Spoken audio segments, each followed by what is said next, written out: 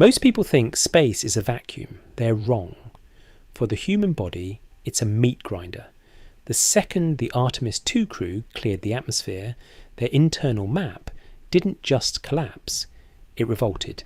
Within the first 60 seconds of microgravity, 2 litres of blood surged toward the skull. It's an immediate, violent fluid shift. NASA officially calls it puffy face syndrome. In reality, it's intracranial pressure, your brain being squeezed against the bone of your skull from the inside out. But it's not just the pressure, it's the confusion. Your inner ear contains tiny crystals called otoliths that tell your brain where the floor is. In space, those crystals float. Your brain thinks you are falling, spinning, and standing still all at once. This is the space adaptation phase, a polite term for the body's utter rejection of its environment.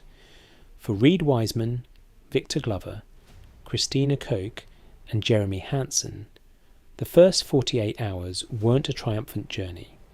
They were a battle to remain conscious and functional, while their sensory systems went into total meltdown. By day 3, the pressure becomes permanent. On Earth, gravity pulls fluid away from your head.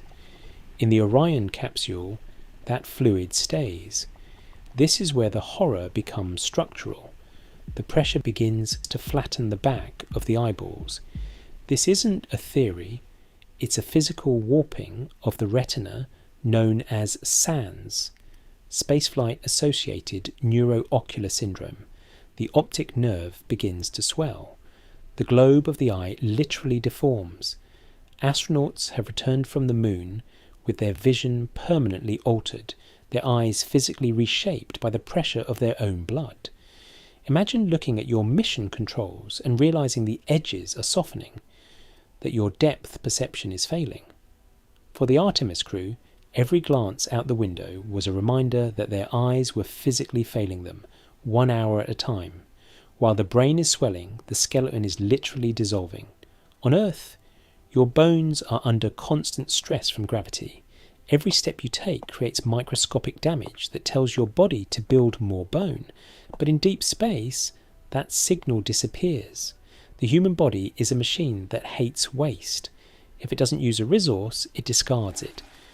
Within 48 hours of the Artemis II launch, the crew's bodies began to strip calcium from their bones and dump it directly into their bloodstream. We're talking about a 1.5% loss of bone mass per month. To put that in perspective, that is roughly 12 times faster than the rate of severe osteoporosis on Earth. And that leached calcium has to go somewhere. It ends up in the kidneys, creating a massive, agonizing risk of kidney stones. On Earth, a kidney stone is a hospital visit, 250,000 miles away. Behind the moon, it's a mission-ending catastrophe. If a stone blocks a urinary tract during a lunar flyby, that astronaut is in a fight for their life with zero hope of surgical intervention. They are aging 10 years in 10 days, and their own skeletal system is becoming their biggest liability. Then there's the silent killer, the one you can't feel, smell, or see.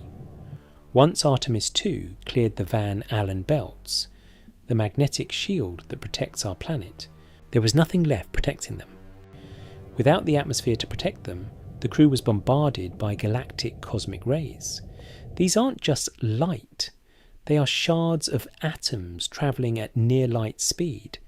They don't just hit the skin, they punch through the hull of the Orion, through the suits, and through the crew's cells.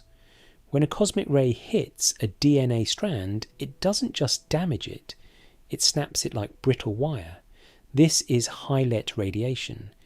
It's the kind of damage the human body didn't evolve to repair. During the mission, the sun was at its solar maximum. One unexpected flare, one massive coronal mass ejection, and the crew would have been cooked inside their seats. NASA knows this. They track every particle, but out there is no bunker. You are a target in a subatomic shooting gallery, but the physical breakdown is only half the story. There is a psychological dead zone on the far side of the moon. For 30 minutes, as the crew swung behind the lunar disk, the world vanished. No NASA, no Earth, no safety net. Just 4 people trapped in 330 cubic feet of pressurized metal, breathing air that's already been through their lungs 1,000 times. This isn't just isolation, it's a cognitive blackout. At that distance, help isn't hours away. It's impossible. When you are the most isolated humans in history, stress isn't the word. It's a total sensory overload where the brain begins to reject the reality of the void. You aren't just exploring space. You're trying to keep your mind from fracturing before the radio comes back to life. Minutes till splashdown. And then came the return. To save the crew from a heat shield that NASA knew was charring unexpectedly, they used a skip re-entry. They literally bounced the capsule off the atmosphere like a stone across a pond.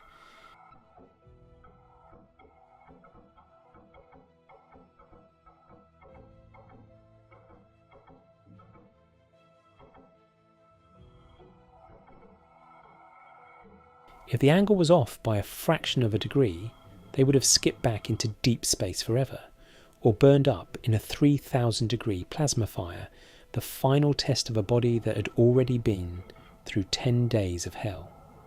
The Artemis II crew didn't just go to the moon, they survived a 10-day assault on the human system. They returned to Earth, but they aren't the same people who left. Their bones are thinner, their vision is warped, and their DNA is scarred. We celebrate the splashdown, but we ignore the recovery. Weeks of physical therapy to learn how to walk again. Months of monitoring for cancer risks. Years of tracking ocular pressure. Space doesn't want us there. It fights us at the cellular level. As we look toward Mars, a mission that would take years, not days, we have to ask, how much of our humanity are we willing to sacrifice to reach the stars? Because space doesn't need to be violent to be dangerous. It just needs to exist. And your body will do the rest.